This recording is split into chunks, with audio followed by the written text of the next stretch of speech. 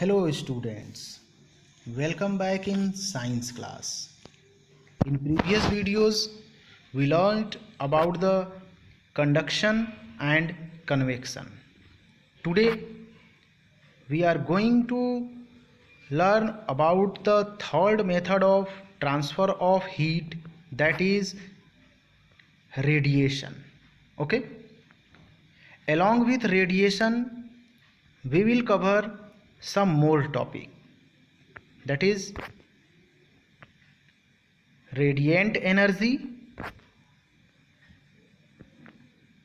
and practical uses of radiation, especially black and polished surfaces. Okay, so in today's class we will learn about the radiation, radiant energy and practical uses of black and polished surfaces. Okay, so let's start one by one. First one is radiation. Okay, see this picture.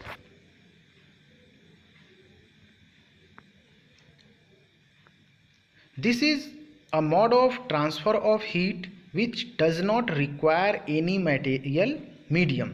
ये ऐसा method है heat transfer का जिसमें किसी medium की need नहीं होती है. Without any medium heat transfer from one place to another place. Conduction और कन्वेक्शन, उसमें हमने क्या देखा कि कंडक्शन में हीट ट्रांसफ़र मॉलिक्यूल्स अपने नेबरिंग मॉलिक्यूल्स को हीट पास करते जा रहे हैं. ठीक है. कन्वेक्शन में क्या देखा हमने, क्या पढ़ा हमने, क्या सीखा हमने कि कन्वेक्शन में मॉलिक्यूल्स मूव कर रहे हैं. कंडक्शन में तो मॉलिक्यूल्स मूव नहीं करते, वो अपने प्लेस पर वाइब्रेट करते हैं और हीट नेबरिंग मॉलिक्यूल को, नेबर मॉलिक्यूल को पास करते हैं, अपने पास वाले मॉलिक्यूल को. कन्वेक्शन में मॉलिक्यूल्स मूव करते हैं, मॉलिक्यूलर मूवमेंट होता है जिससे कन्वेक्शन करेंट क्रिएट होता है. ठीक है ना. बट रेडिएशन में किसी भी मटेरियल की नीड नहीं होती है ना. कैसे नहीं होती है, आइए देखते हैं.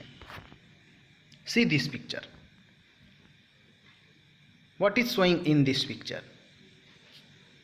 सन से हीट हमारे पास तक आ रही है, हाउस तक आ रही है ना. How does the heat of the sun reaches us? Okay, see this. How does the heat of a fireplace reach us? है ना. सेकेंड पिक्चर में आप विंटर सीजन में ऐसा फील किए होंगे. ठीक है ना. अब बात आती है कि मीडियम की ज़रूरत क्यों नहीं है. अब आप बोलेंगे कि सन से हमारे पास जो हीट आ रही है उसके बीच में एयर है.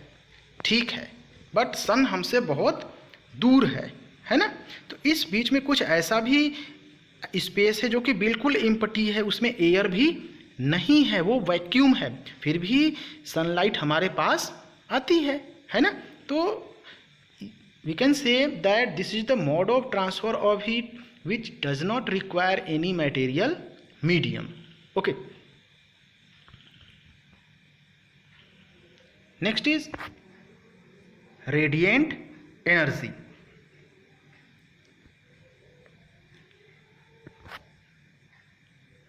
The heat energy received by an object through radiation is called radiant energy. है ना. रेडिएशन के थ्रू कोई भी ऑब्जेक्ट जो हीट रिसीव करता है उसी हीट एनर्जी को ही हम बोलते हैं रेडिएंट एनर्जी. है ना. इट मीन्स सन से जो सनलाइट हमारे पास आती है, प्लांट्स एब्जॉर्ब करते हैं, ह्यूमन्स एब्जॉर्ब करते हैं, तो उस सनलाइट में जो एनर्जी है, जो हीट एनर्जी है, हम उसको रेडिएंट एनर्जी भी बोलते हैं. Okay, When radiant energy falls on any matter, a part of it is reflected back and a part of it is absorbed by the matter. अब ये बात आती है कि heat energy specially radiant energy किसी ऑब्जेक्ट पर, किसी matter पे जब फॉल होती है तो पूरी की पूरी हीट वो एब्जॉर्ब नहीं कर लेता है ना। कुछ रेडिएंट एनर्जी एब्जॉर्ब होती है और कुछ क्या होती है, रिफ्लेक्ट हो जाती है। ओके, अब इससे हमें ये पता चलता है कि ऑब्जेक्ट रेडिएंट एनर्जी से जो हीट होता है वो वही हीट्स उसी हीट से एब्जॉर्ब हुआ जो कि उसने क्या किया, एब्जॉर्ब किया। जो रिफ्लेक्ट किया उससे हीट नहीं होता है ना। अब रेडिएंट एनर्जी के इस रिफ्लेक्शन और एब्जॉर्प्शन है ना, रिफ्लेक्शन एंड एब्जॉर्प्शन, ठीक है, को हम जो है एक एक्सपेरिमेंट करके समझ सकते हैं। ठीक है,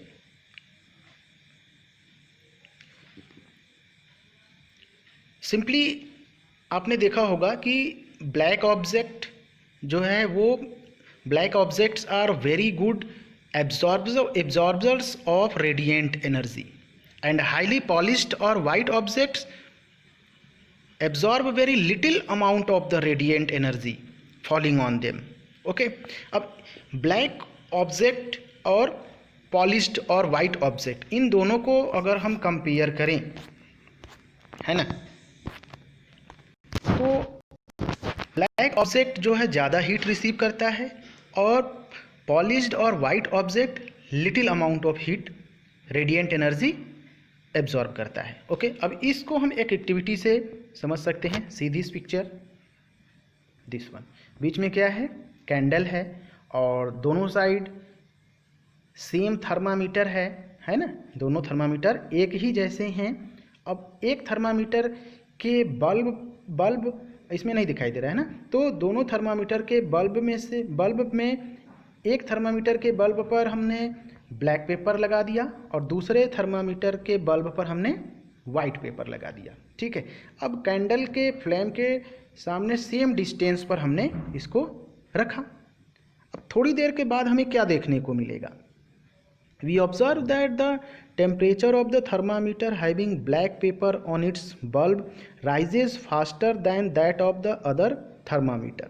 ओके, थोड़ी देर बाद हम ये देखेंगे कि ये ऑब्जर्व कर सकते हैं कि देखिए इसमें दोनों थर्मामीटर में जो लाइट ब्लू कलर से शो किया हुआ है, ब्लैक वाले थर्मामीटर में थोड़ा बहुत नीचे तक लाइन आई हुई है और जबकि वाइट कोटिंग वाले थर्मामीटर में, वाइट पेपर वाले थर्मामीटर में ऊपर तक ही है ना। तो इसका ब्लैक पेपर जिस पर हमने थर्मामीटर पर रखा हुआ है वो ज़्यादा हीट रिसीव किया।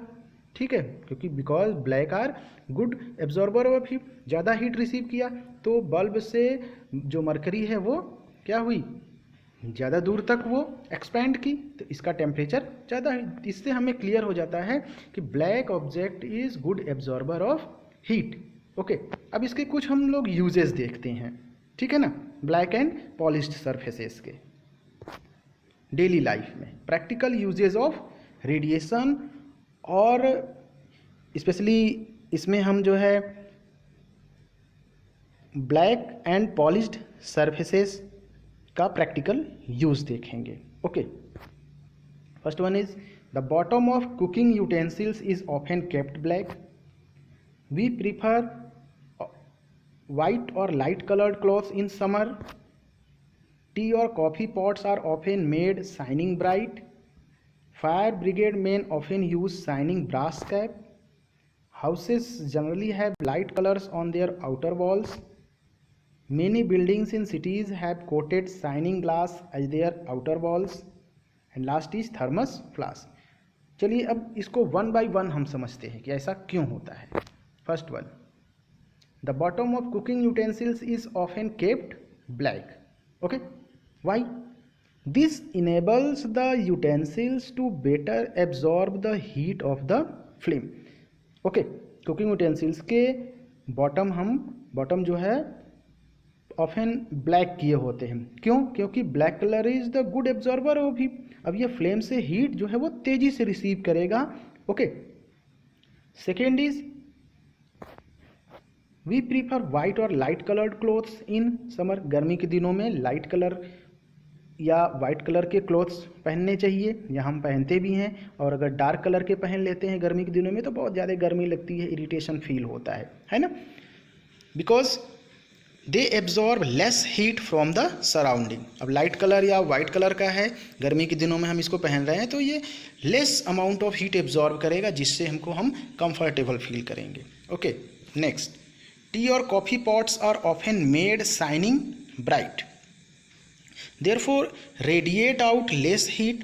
The tea or coffee kept in them therefore stay hot for a longer time. अब शाइनिंग सरफेस है तो इससे less amount of heat radiate होता है। जो इसके अंदर टी और कॉफ़ी हमने हॉट रखा हुआ है ना, गर्म रखा हुआ है, उस हीट को बहुत कम से कम अमाउंट में ये क्या करता है, रेडिएट करता है, यानी इमिट करता है, बाहर जाने देता है, जिससे ज़्यादा समय तक हीट और कॉफ़ी हीट रहती है, गर्म रहती है। Fire brigade man often use shining brass cap, these caps absorb very little heat and therefore help the fireman while they are putting off the fire. Fireman की जो कैप होती है ना, वो little amount of heat absorb करती है, जिससे fireman आसानी से अपना वर्क कर सकते हैं। Okay, next is houses generally have light colours on their outer walls. Mainly houses के जो आउटर वॉल्स होते हैं वो लाइट कलर से कलर्ड होते हैं, ठीक है। इसका बेनिफिट क्या मिलता है, these absorb and radiate less heat. अब इसका बेनिफिट ये मिलता है कि आउटसाइड से सन से ये कम से कम अमाउंट में हीट एब्जॉर्ब करता है, ठीक है, और कम से कम अमाउंट ऑफ एनर्जी रेडिएट करता है, जिससे हाउस की कूलिंग मेंटेन रहती है गर्मी के दिनों में। Okay, 6, many buildings in cities have coated shining glass as their outer walls. इसका बेनिफिट क्या होता है, these absorb and radiate very little heat।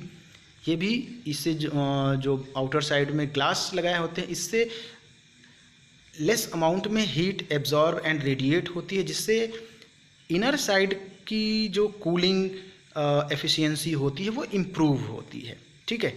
Next is thermos flask. Thermos flask आप जो यूज़ करते हैं हॉट और कोल्ड ड्रिंक्स के लिए, है ना, ठंडा पानी अगर इसमें रख दिया तो ठंडा ही रहता है, गर्म पानी रख दिया तो गर्म ही रहता है। ऐसा क्यों होता है, it makes uses of the property of shining और polished surfaces of absorbing as well as radiating very little heat, ठीक है ना।